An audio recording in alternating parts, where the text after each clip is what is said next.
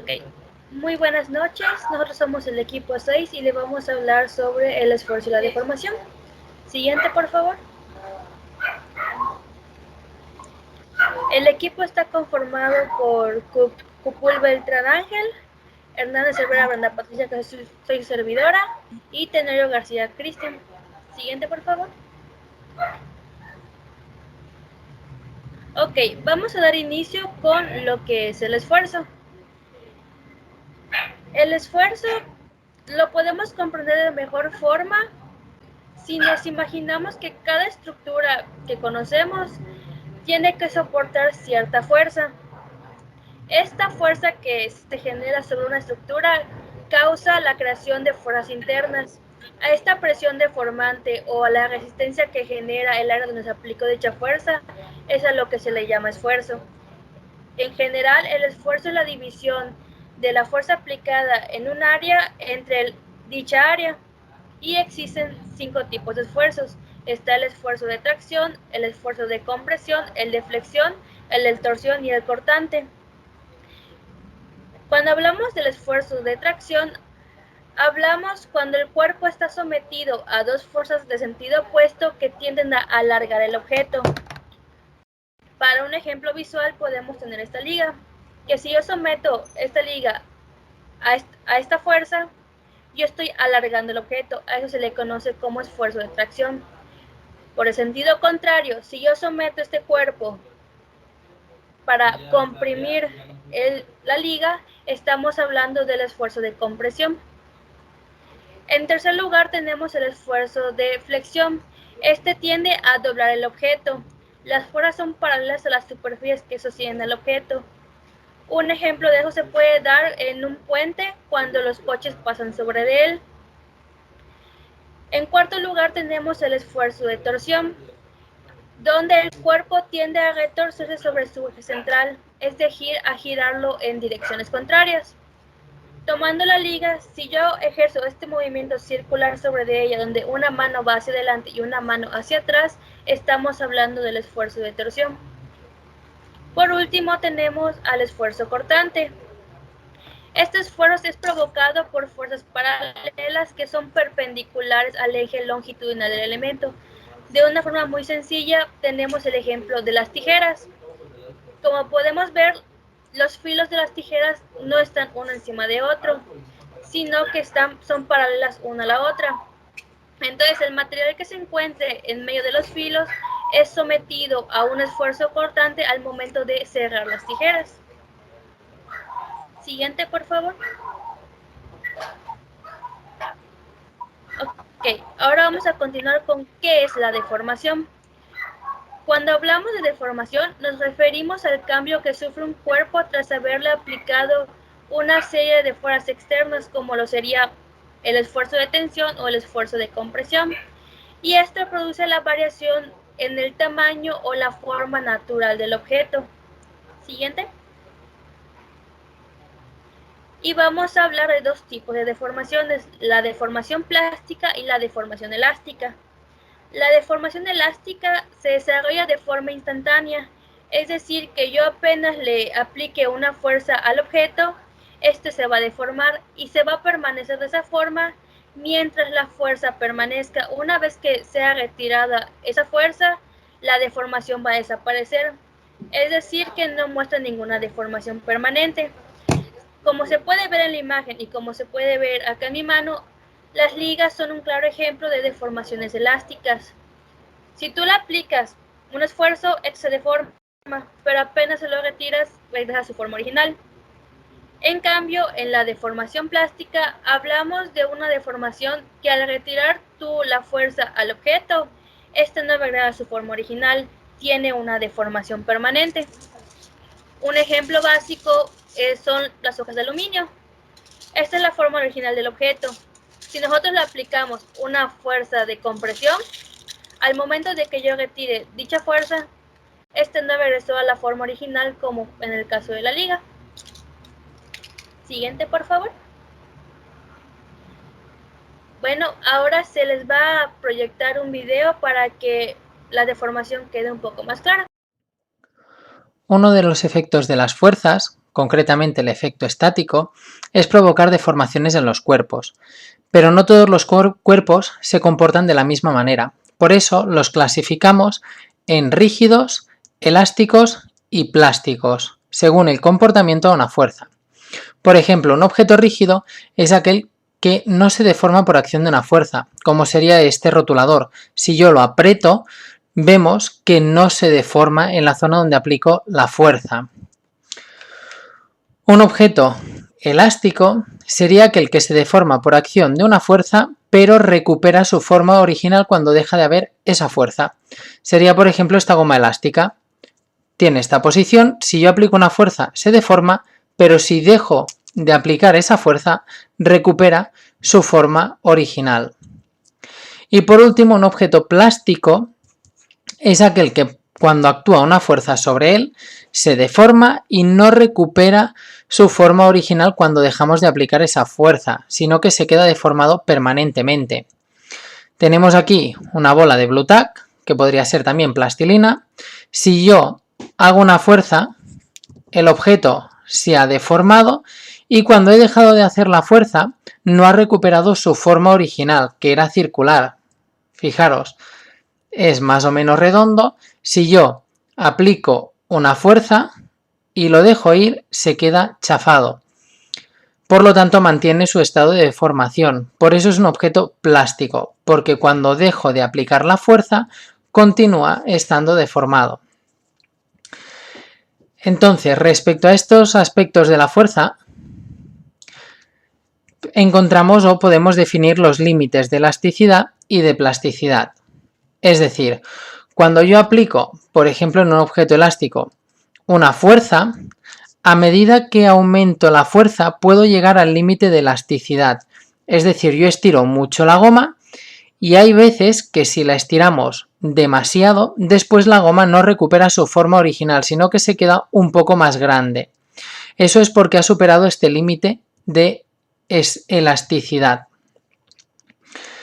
Y luego, si continuamos estirando la goma, puede ser que se acabe rompiendo. Y cuando se rompe es cuando supera el límite de plasticidad. Por lo tanto, son dos conceptos importantes a la hora de hablar de la deformación de objetos. Límite de elasticidad, cuando estiro un objeto elástico y luego al dejarlo ir no recupera del todo su forma original.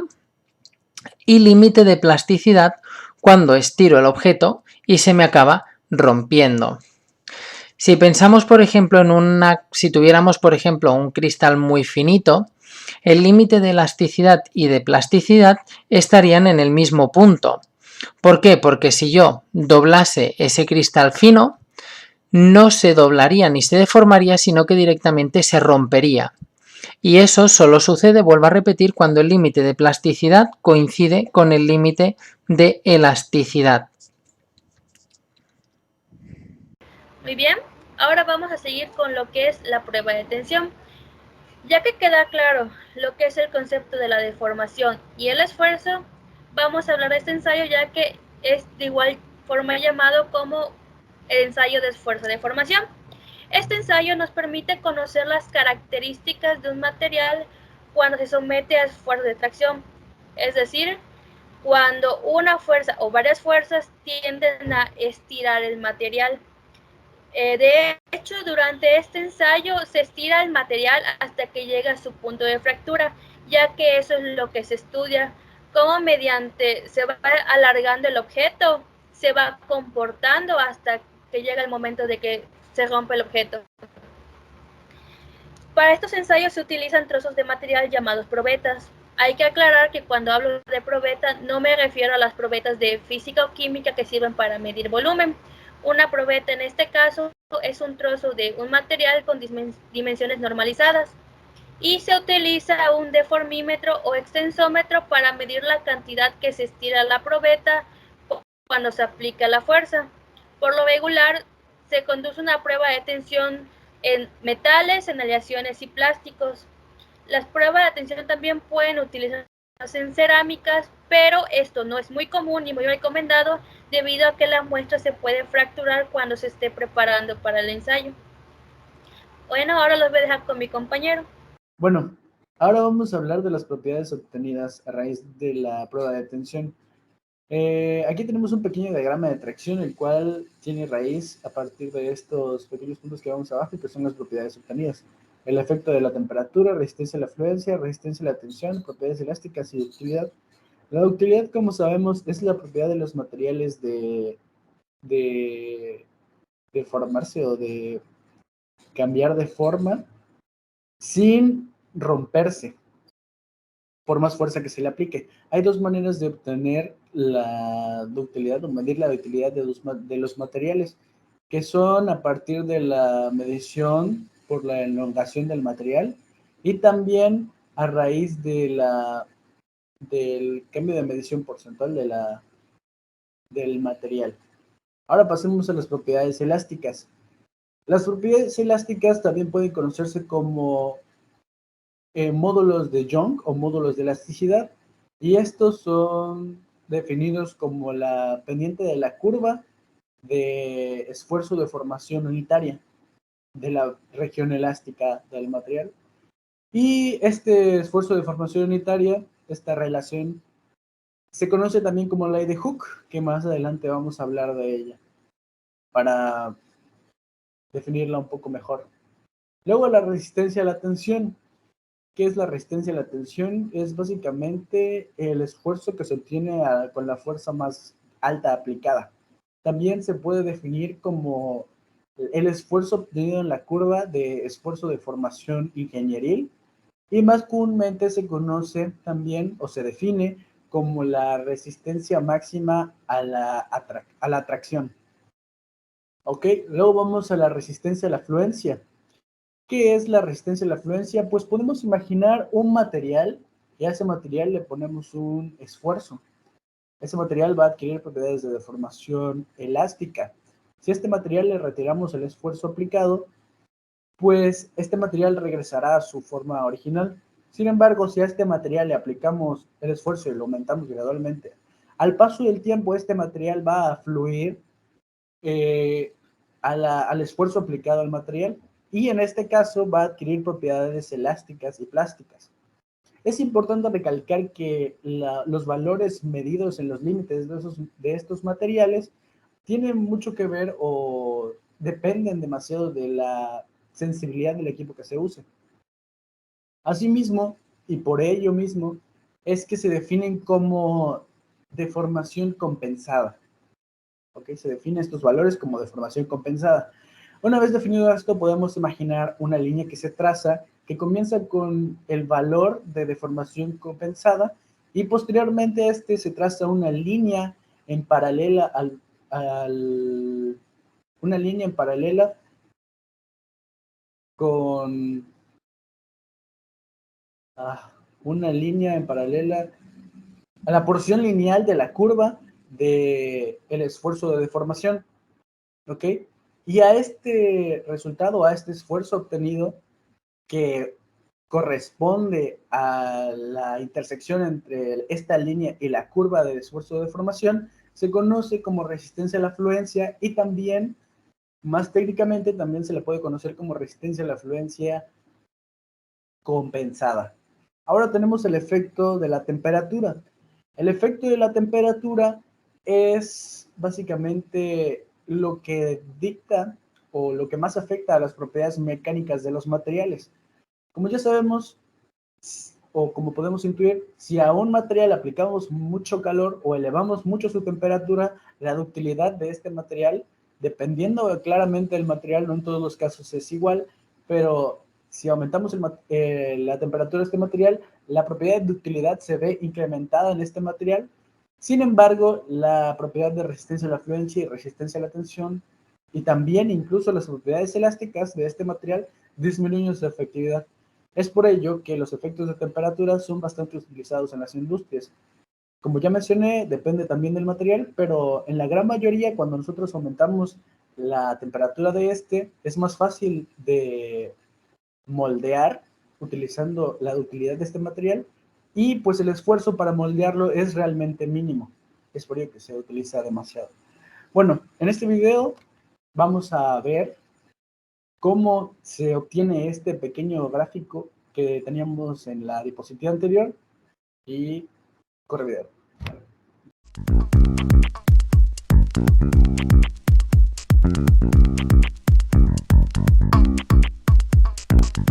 Esta es una máquina universal de ensayos estáticos. Se puede hacer tensión, compresión, flexión, dureza, corte, cizalladura, dependiendo de los dispositivos que se puedan hacer, muchos ensayos más. Es una máquina hidráulica, funciona a través de un pistón, por eso la velocidad de ese funciona al área, es en megapascales por segundo. Este cabezal es fijo, este es móvil, entonces a la medida que vaya haciendo el ensayo, estas mordazas tipo B van a apretar más la probeta y el apriete será entonces a través de la fuerza, cada vez va a agarrar mejor. Este se va a desplazar hasta que llega el momento de ruptura de la probeta. Acá lo mismo, cuando hacemos compresión colocamos un envase e irlo apacharrando o aplastando dependiendo de lo que necesitemos. Y cambiando este plato por un dispositivo de apoyo podríamos hacer flexión simple con 3 apoyos o con un apoyo también doble acá que sería con 4 apoyos. Es una máquina que maneja una capacidad máxima de 120 kilonewton. Podemos regular las escalas. Se puede trabajar hasta 60, hasta 24 o hasta 12 kilonewton, dependiendo de la capacidad de la probeta que vayamos a reventar. La probeta en estas mordazas que son especiales para, en este caso, probetas cilíndricas. También hay otras mordazas para probetas planas. Esta es una probeta de más o menos 10 milímetros de diámetro. En este caso vamos a utilizar acero, entonces necesitamos un 9 en 2 que llega hasta 60 kilonewton. Este es un acero ICSAE 1020 estructural. Es conocido en la industria civil porque es el que utilizan como sismo resistente para reforzar el concreto. También se trabajan deformaciones con este deformímetro mecánico y lo que hacemos es que amplificamos esa deformación de milímetros 2, 5, 10 y hasta 20 veces esa deformación. Se utilizan mucho estas amplificaciones más que todo en las zonas elásticas, donde las deformaciones son muy pequeñas, microdeformaciones, entonces para tener una deformación mucho mejor o más visible, entonces se amplifica. Y aquí manejamos las velocidades.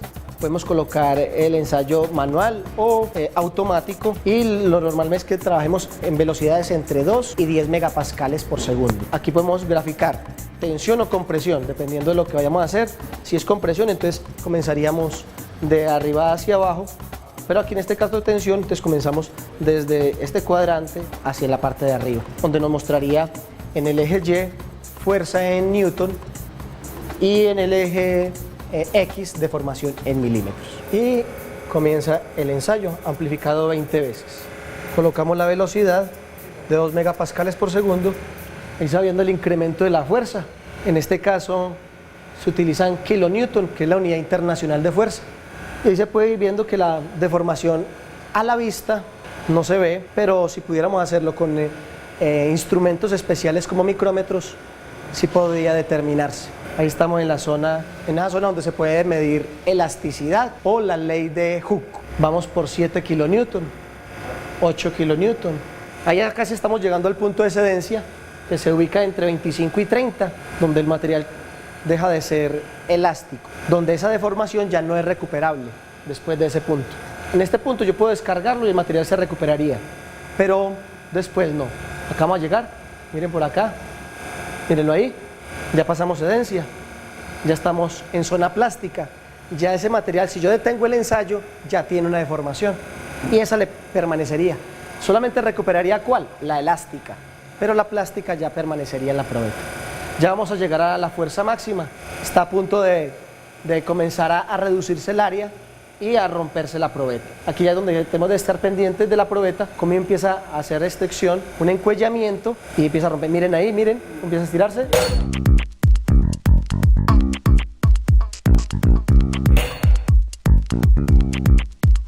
El gráfico conocido como curva ingenieril de fuerza-desplazamiento.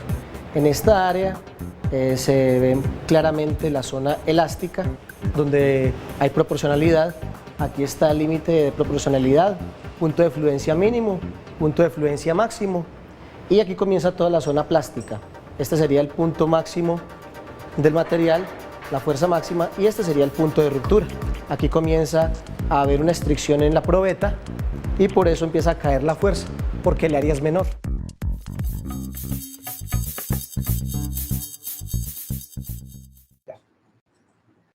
Okay. Ahora vamos a hablar de la prueba de flexión. Bueno, es importante decir que no en todos los materiales se puede aplicar una prueba de tensión, y para estos materiales quebradizos se aplica la prueba de flexión, y consiste básicamente en aplicar la carga en 3 puntos, ocasionando una flexión, y una fuerza de tensión actúa sobre el material opuesto al punto medido. Aquí podemos ver que en ciertas ocasiones los materiales son demasiado frágiles para ponerlos en siquiera la máquina que vimos anteriormente para medirlo en una prueba de tensión, y por ello se usa la prueba de flexión. Y aquí podemos ver una imagen de cómo sería más o menos una prueba de flexión, y ahora tenemos un pequeño video que lo explica bastante mejor.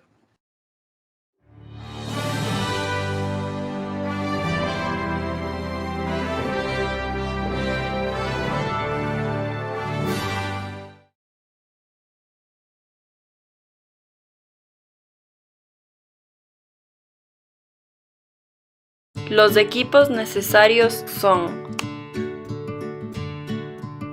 pórtico de flexión, balanza, viga simple, regla metálica,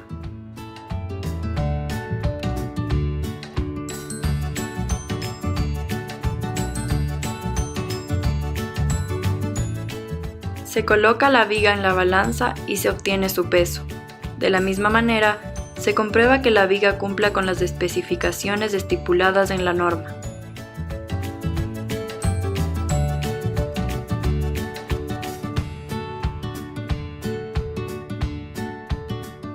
Se mide la viga en ancho, largo y profundidad. Para cada una de estas medidas se realizará 3 mediciones con las que se obtendrá un promedio, el cual se utilizará posteriormente.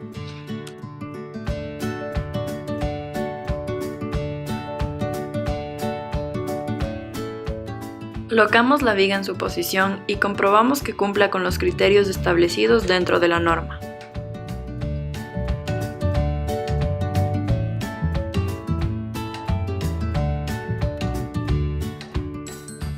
A continuación, se introducen todos los datos obtenidos de la viga en la máquina, como la base, la altura y la longitud de la misma. La máquina nos entregará el área de la viga. También se introduce la masa y la edad. Finalmente, introducimos los datos de la velocidad de carga y la distancia entre apoyos. Se procede con el ensayo. Se carga la viga de forma continua y sin impacto. La carga se aplicará a una velocidad constante hasta el punto de ruptura. Aplicar la carga a una velocidad que aumenta constantemente entre 0,9 y 1,2 megapascales sobre minuto hasta la ruptura. Esto se encuentra estipulado en la norma. Al momento de la fractura, se debe verificar en qué tercio de la viga se realizó la ruptura. A continuación, la máquina nos entregará los resultados.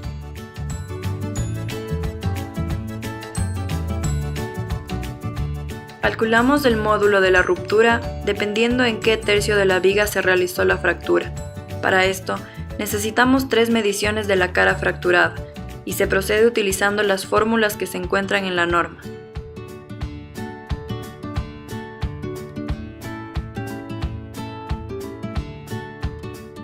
En este caso, utilizaremos la fórmula número 2 estipulada en la norma, debido a la ubicación en donde ocurrió la fractura.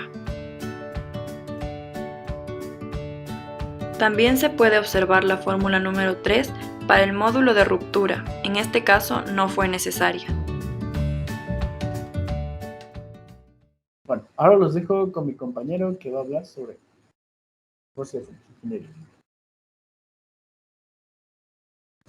Hola, muy buenas noches. Yo les voy a hablar lo que es esfuerzo y formación, tanto ingenieril como verdadera o real, y todo lo que es la relación que tienen entre ambos.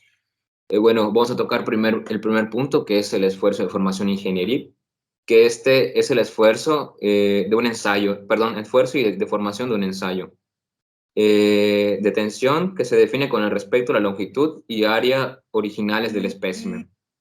Esos valores son de interés de diseño porque el diseñador espera que los materiales en la prueba no cambien significativamente su forma.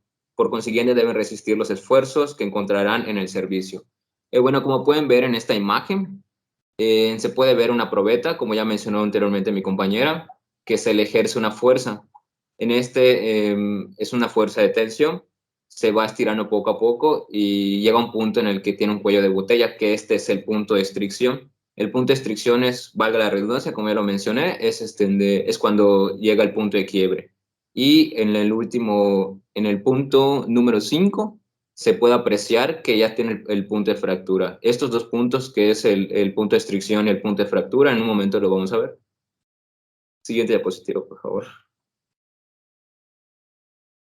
Bueno, esta es más que nada un diagrama representativo de lo que mide en sí lo que es el esfuerzo y formación ingenieril. Hay que tener en mente y diferenciar que uno es ingenieril y uno es verdadero.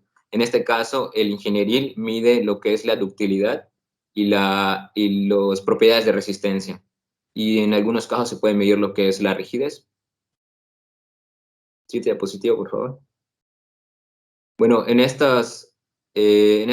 apartado vamos a ver lo que son las fórmulas aplicables en el diagrama de esfuerzo y formación ingenieril. En el primer caso vemos la fórmula de esfuerzo ingenieril, que es el P es el valor de la fuerza aplicada entre el área inicial.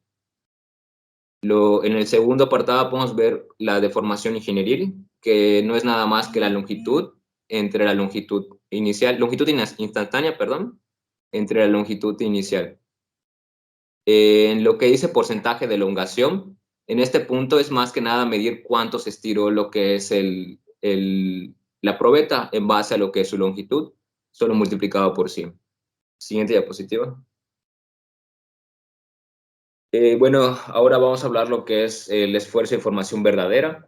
En esta imagen es más que nada gráfica para demostrar la diferencia entre el movimiento o el sentido y dirección que sigue cada curva. En la de abajo es la curva ingenieril y la parte de arriba es la verdadera. Se aplican los mismos principios e incluso ahorita vamos a ver las diferencias en las siguientes diapositivas. Siguiente diapositiva, por favor.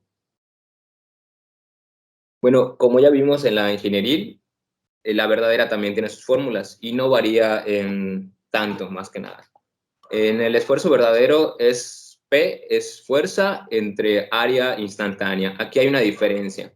El área instantánea se mide en cualquier punto de la curva. Esa es la diferencia que tiene, una de las diferencias que tiene la curva de ingenieril a la verdadera o real.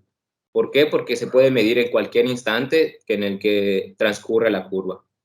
Y la deformación verdadera, que es logaritmo natural por longitud instantánea entre longitud inicial. En el caso de la longitud instantánea aplica lo mismo que el área instantánea, nada más que hablando de longitud. Y en el caso del porcentaje de reducción de área es lo mismo que se aplica en el punto anterior, pero a la inversa. Que en este punto es área inicial menos área instantánea entre área inicial por 100. Siguiente diapositiva, por favor. Bueno, aquí vamos a ver lo que ya es el punto de la relación, en qué se relacionan, vaya, la real de la ingeniería. Bueno, en este punto se pueden diferenciar dos zonas o regiones que ya habló mi compañero anteriormente, que es la región elástica y la región plástica. Más que nada, la parte del esfuerzo de formación real, esta se mide lo que es la plástica. y la ingenieril mide todo el proceso desde el punto inicial, que es la región plástica, perdón, la región elástica, hasta el punto final, que es la región plástica. Siguiente diapositiva, por favor. Bueno, aquí vamos a hablar lo que es la curva de esfuerzo y deformación ingenieril, que bueno, más que nada, esto es otro punto de diferencia entre los dos, que este mide lo que es la resistencia y la ductilidad, prácticamente todo el proceso de la curva. Y bueno, vamos a tocar 5 puntos que son de vital importancia para este tipo de curva. Bueno, hablemos del límite de la proporcionalidad. Este es la pendiente de la recta que se encuentra en la curva de esfuerzo de deformación, desde el inicio, desde el punto 0, hasta un poco antes, desde el límite elástico. Bueno, ahorita vamos a tocar lo que es el límite elástico. El límite elástico no es nada más que el punto final donde empieza la zona de fluencia o el punto final de la zona elástica, donde empieza lo que es la zona plástica. El esfuerzo máximo es el punto de estricción, que ya mencionamos anteriormente, que este es el punto de esfuerzo literalmente máximo, donde el material, la probeta, resiste y se empieza a descender la curva, donde llega al siguiente punto, que es el esfuerzo de rotura. El esfuerzo de rotura es el punto máximo donde la probeta resiste y se termina fracturando o rompiendo. Y bueno, la zona de fluencia, vamos a ponerlo como si fueran 2 puntos, el límite superior y el límite inferior. ¿Por qué? Porque en este proceso el esfuerzo casi no fluctúa, es un poco constante. Sin embargo, es un punto final del punto elástico y del inicio del punto plástico. Siguiente diapositiva, por favor. Bueno, aquí es una gráfica, un diagrama, perdón, donde se demuestra lo que es, cómo se vería una curva ingenieril, una frágil y una que es más dúctil. Siguiente diapositiva, por favor. Aquí vamos a tocar los puntos que ya tocamos anteriormente, que son de límite de proporcionalidad, límite elástico, esfuerzo máximo, esfuerzo de fractura y zona de fluencia. El punto P es la parte de límite de proporcionalidad. El punto E es el límite elástico. La Y es la zona de fluencia o donde inicia la zona de fluencia. La U viene siendo lo que es el esfuerzo máximo y la F es el esfuerzo de fractura o el punto de quiebre. Siguiente diapositiva, por favor. Y bueno, aquí es más explícito, que se puede observar de mejor manera. Y pues más que nada vamos a tocar lo que es la diferencia entre estos dos. La diferencia principal, como ya habíamos mencionado anteriormente, es que el esfuerzo ingenieril se calcula en general. O sea, todo el proceso de la curva es lo que se calcula para medir ductilidad y propiedades de resistencia. En cambio, lo que es la curva de esfuerzo de deformación real o verdadera, esta más que nada mide lo que es la región plástica. ¿Por qué? Porque se usa más que nada en lo que es la manufactura. Siguiente diapositiva, por favor. Y pues bueno, como ya mencioné, esta curva nos sirve para los procesos de manufactura, debido a que se analiza lo que es la región plástica. Bueno, más que nada, este es para utilizar lo que es el principio de la conservación, que se utiliza para calcular el área instantánea, que esto es simplemente una deformación de una fórmula anterior, que es área instantánea, que es igual al área inicial por la longitud inicial entre la longitud instantánea. Siguiente diapositiva, por favor. Y pues bueno, para terminar mis puntos, hay un punto de comparación o este diagrama demuestra cómo se mueven los dos tipos de curva, tanto la real como la de ingeniería o la ingenieril. Como se puede observar, una sigue o no llega a un punto de fractura porque lo que se mide es la región plástica más que nada, como ya mencioné, para la manufactura.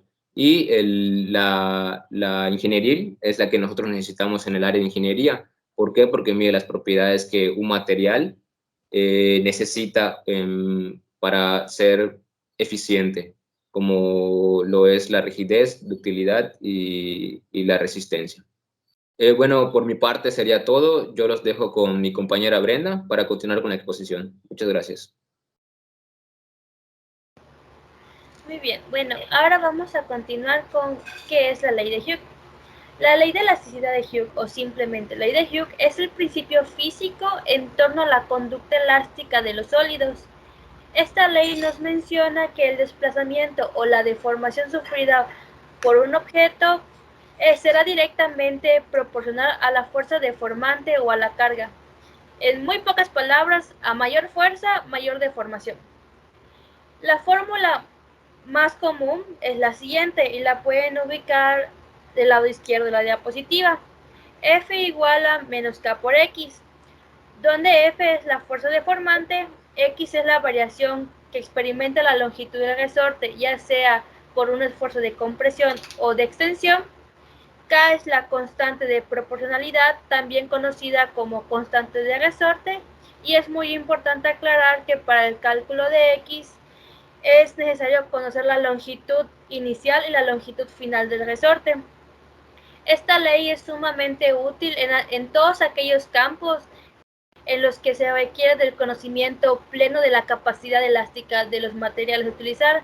Podemos considerar un ejemplo muy claro lo que sería ingeniería civil y arquitectura. Un ejemplo de su aplicación sería que esta ley nos permite predecir el efecto que el peso de los automóviles tendrá sobre un puente y sobre los materiales del que está hecho. También nos permite calcular el comportamiento de un fuelle o un conjunto de resortes dentro de alguna máquina específica o algún aparato industrial. Y la aplicación más conocida de la ley de Hooke es la elaboración de los dinamómetros, que creo que todos en algún punto hemos podido conocer uno de estos en algún laboratorio. Estos aparatos están compuestos por un resorte y una escala que permite medir escalarmente las fuerzas. Bueno, eso sería todo por mi parte. Ahora lo dejo con mi compañero Cristian. Bueno, ahora vamos a hablar de la dureza de los materiales. Bien, es una prueba que se hace, aquí podemos leer la prueba de dureza, mide la resistencia a la penetración de una superficie de un material por un objeto duro. Sin embargo, la definición de la dureza en ciertos aspectos, en ciertas pruebas, puede ser subjetiva a ciertas cosas. Por ejemplo, nos podemos referir a dureza de un material como la resistencia que tiene a rayaduras o indentación por otros materiales. Y también podemos hablar de la prueba de dureza como una prueba cualitativa de dureza en general. Es importante recalcar que esta prueba de dureza puede ser, bueno, no puede, tiene una escala de longitud de de mili y micro. Esa es la escala en la que se mide esta prueba de dureza normal. Sin embargo, existe también la prueba de nanoidentación, que tiene el mismo principio de rayar un material con otro, y esa es la resistencia que se va a medir. Aquí podemos ver una imagen que nos explica más o menos cómo se hace la prueba, pero es básicamente el mismo principio que la anterior. Sin embargo, la diferencia que tiene con la prueba de dureza normal es que estas tienen una escala de longitud nanométrica. Ahora vamos a hablar de las propiedades obtenidas a partir de la prueba de impacto. La prueba de impacto es básicamente, es definida como la tendencia de la curva que se realiza, cómo se realiza esta curva, con cierto número de pruebas que se hacen en un nylon a diferentes temperaturas. ¿Cómo se hace? Hacemos una prueba, se registra en una gráfica y así vamos obteniendo una curva y la tendencia a esa curva es lo que se mide como prueba de impacto. Es importante recalcar que en estas pruebas la temperatura no puede fluctuar de ciertos parámetros y es un número determinado de temperaturas que se pueden usar. Si haces menos o haces más, esa prueba no es válida. Ahora vamos a las propiedades como tal. Tenemos la temperatura de transición de dúctil a quebradizo, que es básicamente, tomando un ejemplo claro, como podemos ver aquí, si calentamos un material lo suficiente a cierta temperatura, por ejemplo una varilla de metal, pues se vuelve dúctil, se vuelve maleable y no se rompe. Sin embargo, si este material vuelve a su estado normal de temperatura, se vuelve quebradizo, porque si queremos utilizar la varilla de forma natural, de la forma original en la que estaba, si la queremos regresar de la deformación que le hicimos con el estado dúctil, pues obviamente se va a romper, y este es en sí la propiedad de transición de dúctil a quebradizo. Ahora tenemos la sensibilidad a la muesca, que es básicamente, pues, esta sensibilidad de un material se puede evaluar con la energía absorbida de la muesca en función del espécimen que tenemos aquí sin muesca. Ahí se puede apreciar una imagen donde lo explica bastante bien. Y por último tenemos el uso de las propiedades de impacto, que es básicamente meter un material en una muesca y utilizar un cierto equipo especial para medir el impacto del material, lo que absorbe. Y pues es importante recalcar que dependiendo de la densidad del material, requiere más o menos esfuerzo para deformarlo. Y es básicamente lo que se mide, cuánto se necesita de esfuerzo para deformar el material, dependiendo obviamente de su densidad. Y pues esto sería todo por mi parte. De hecho, sería todo de las diapositivas. Muchas gracias. Hasta luego.